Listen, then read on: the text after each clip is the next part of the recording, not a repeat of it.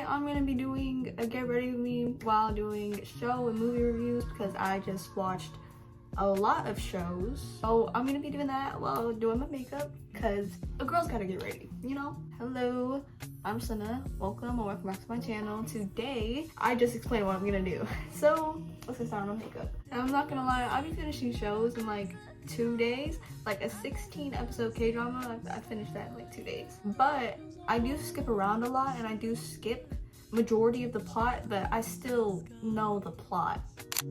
Whispering spells about what it means to be wise. Glittering wise. So the first show I want to talk about, and I recently finished this like a little while ago. Actually, I didn't watch episode 16 all the way through, but I know what's going on. I don't know what they're doing. It's called Lovely Runner, and it was very popular. Okay, like whenever I was on Instagram or TikTok, I would constantly see it on my For You page, on my feed, like constantly. Like, oh my god, look at this new K-drama. Like, it's so hyped up. It's based off a webtoon, which makes it good because all K-dramas that are based off of webtoons, they're amazing. It's basically a romance type thing, but like they go back in the past. It has like a similar concept to Twinkling Watermelon, except a lot more emotional and a lot more heartbreaking. Ryu Sunjae, I think I butchered that. He's a top celebrity. So the male lead, Ryu Sunjae, anyways, male lead, he's a K-pop idol, okay? He is the most popular K-pop idol. Not the most popular, but he's pretty famous, okay?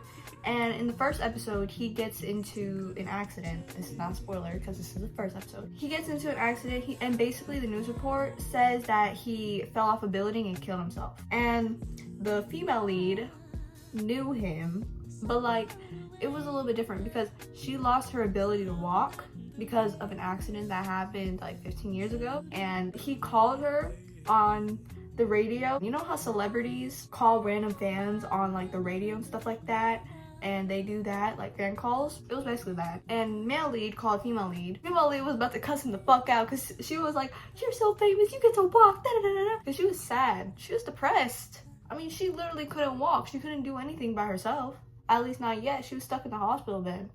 But he gave her some inspirational words and it made her not want to die.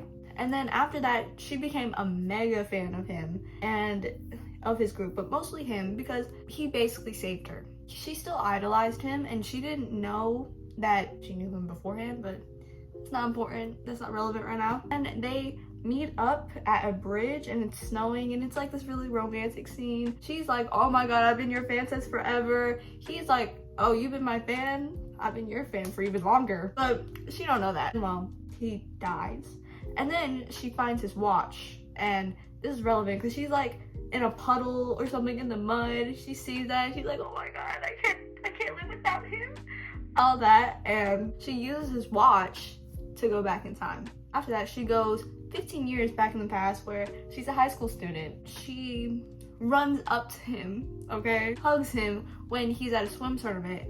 Mind you, this is kind of random because it's like they haven't actually met, and it's really cute how their high school relationship goes because they're really flirty. And you kind of think in the first couple episodes he doesn't like her whatsoever or he don't fuck with her or nothing, but he likes her a lot. Like, it's bad. This guy is down bad for her. She gets into the accident again. But thing is, like, the accident she got into, she basically got kidnapped and this guy was like trying to kill her and all that, and she basically like jumped in a lake.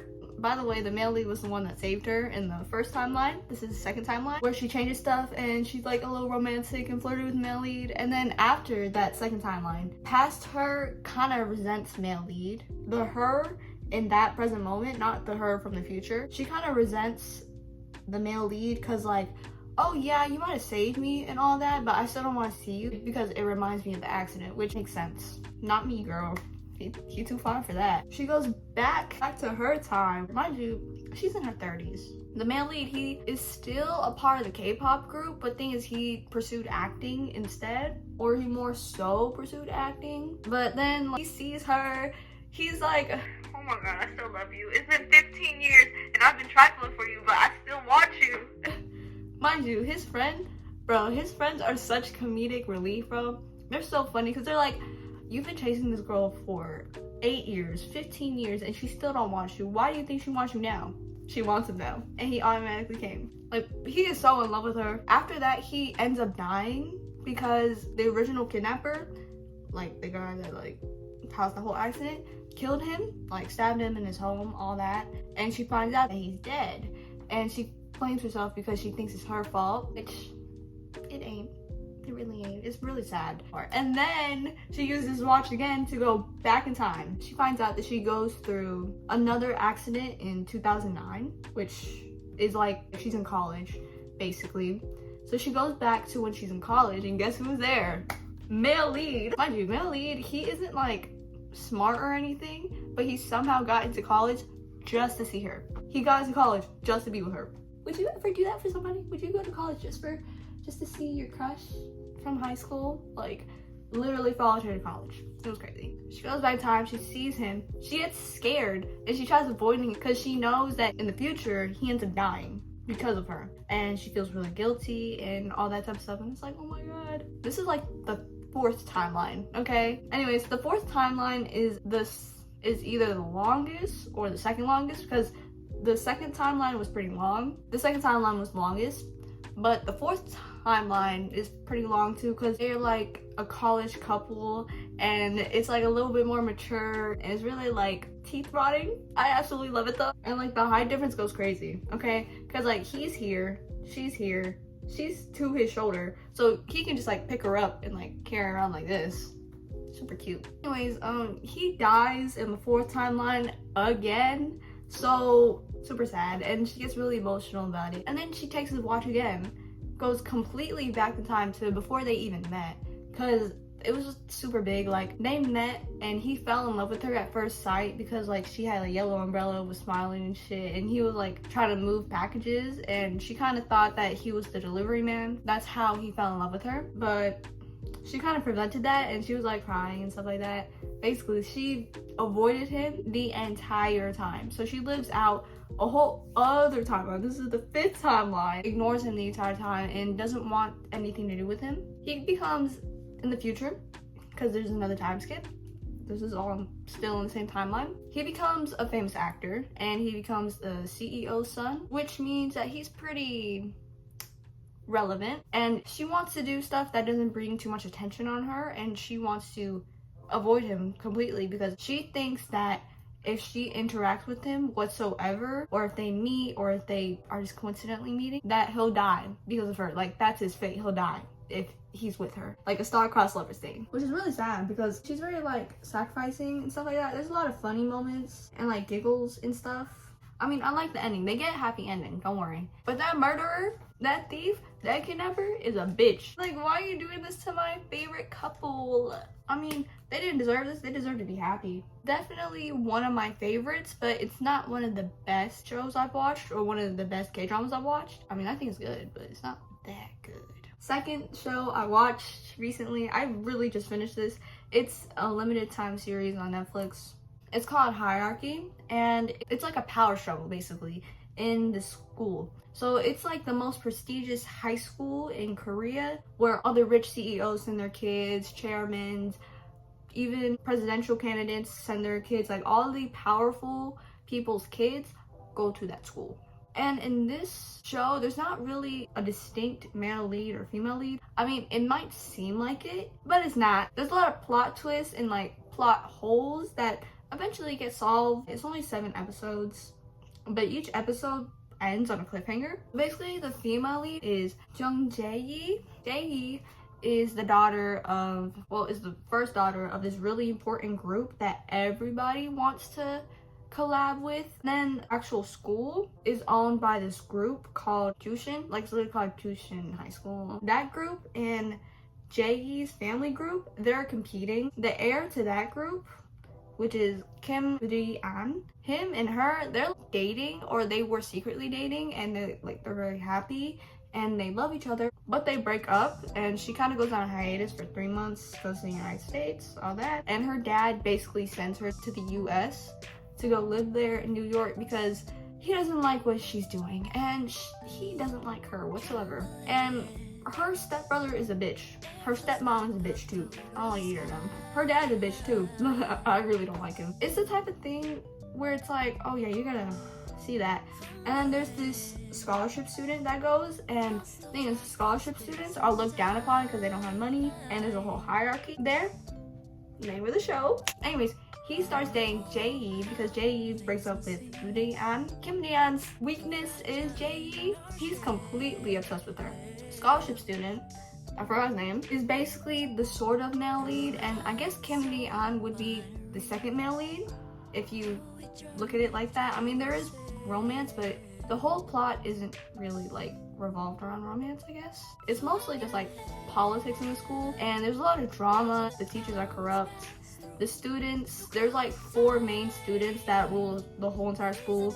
Kim Dae-an and Jung Jae-yi, they're 2 of the students are like king and queen, and they rule over the entire school, but now they're broken up. So Jung Jae-yi gives the scholarship student her protection because she also was friends with this one scholarship student, and he basically died, and the scholarship student now that came in, he's trying to investigate that kid's death. Basically, like what happened, the excessive bullying, all that, like trying to bring justice to him. There's a relevant reason why, I'm just not gonna get into it. And the scholarship student is Kang Ha, which he's always like smiley and like in a good mood, which that's all a mask, by the way. That's him acting the entire time. You don't really get any of the characters' point of views until later on, because like everything's sort of a mystery in the beginning, and you have to figure it out and piece together things. I did finish it in under a day, but it is a good show. That show had a lot of plot twists though. Like, I was so shocked at the end. I was like, it's a happy ending, but it's kind of like a bittersweet ending, because Jung Jae, she still has to leave to New York, and Kim Dae-an stays in Korea, but like they still break up and stuff like that. It's complicated because I can't tell you the ending because that's spoiled the whole show. And then the scholarship student, Kang Ha, I feel bad for him in the end. But they do bring like all the bullying and all the corruption to justice, and they kind of change the hierarchy in Jushin High School. It's a good show. It's definitely a lot about power struggles and like government and what people in power do when they have too much power, that type of thing, except in a more academic way, like in an academic setting. If you like those type of shows, watch it. I liked it because it was kind of like a thriller. You kind of had to figure stuff out, which...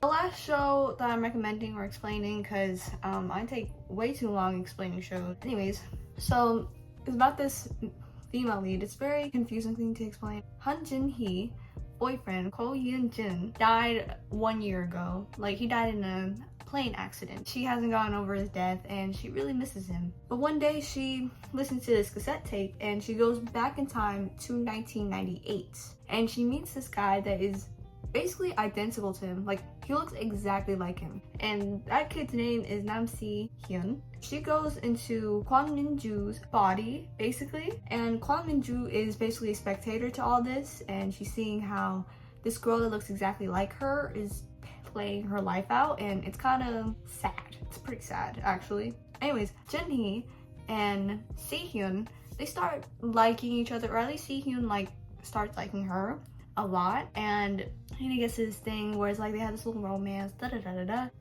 they are trying to find this murderer that has been killing girls all around their age and was trying to kill Jun-hee, which is in Min-ju's body. Anyways, Jun-hee and Si-hyun have this romantic little encounters. I mean, they're in high school. After Jun-hee is done, basically, she goes back to her time, which is around like 2023, 2022. And this is after her husband, Yoon-jun, died, okay? She's really sad about it. But she she confides in this guy, and I don't know why she confides in him. I guess they're friends, and he gets the cassette tape too. He goes back in time. Basically, he's the murderer, and he takes over his brother's body. His brother is in a mental asylum right now because he killed well, he didn't kill, but he was kind of involved in Minju's death because Minju dies. So basically, it's like kind of like the cycle where they're traveling through time. Si-hyun, the guy that Minju originally had a crush on, and Junhee kind of stole him, all that, he actually regressed into Ko Yoon-jun's body, and he decides to become Junhee's boyfriend. Crazy. This like whole regression thing. And he falls in love, but he meets the original Nam Si-hyun, which is still alive during this time, but he just is way older, and they're basically twins. Ko Yoon-jun decides to die because Han Junhee wouldn't be able to go back in time and meet him, and they wouldn't be able to fall in love, all that. There would be a kind of paradox in the already complicated time cycle. Super sad. He sacrificed himself. Anyways, after the accident, he goes back into his original body, Nam Si-hyun's body, and Nam Si-hyun meets Han Junhee, and they promise to get married after they find the killer. They find the killer. He gets arrested. And this is when he's about to kill Minju. Junhee goes back into Minju's body, but Minju is in control. So Junhee is kind of in the background looking and seeing what Minju's doing. Minju is basically acting like Junhee to get Nam Si-hyun to like her, but Si-hyun has a friend that likes Minju, the original Minju. So after Junhee gets into Minju's body, she's able to take control. And she sees how Minju dies and how the cycle keeps on going. But she solves the problem by going back to her time. She gets really sad, and the cassette tape doesn't really work. It works for one last time. She goes back in time into Minju's body and prevents Minju from dying. Anyways, that ends the whole paradox. All of Si-hyun and Junhee's belongings, or really Ko Yoon-jun and Junhee's belongings, disappear and all that, and it's like they never met, and the timelines are separate. It's kind of a bittersweet ending because they don't remember each other, but Junhee still meets Ko Yoon-jun, which we don't know if he's Nam Si-hyun or not, and then Nam Si-hyun's best friend goes out with Minju. They have their happy ending. Nam Si-hyun, he's kind of alone. And then Junhee and Ko Yoon-jun, it's kind of an open ending, open interpretation. Because the whole series is very beautiful. If I had to describe one thing about it, it's beautiful. And it is kind of sad, but they get their happy ending. And the ending basically says they meet up. We don't know what they do afterwards, we just know that they meet. That's the end of today's video. Thank you so much for watching. Make sure to like, subscribe, comment, all that. And if you want to see more videos like this where I ramble on about shows, movies, books, interests, all that while doing a Get Ready With Me, let me know in the comments. Bye bye.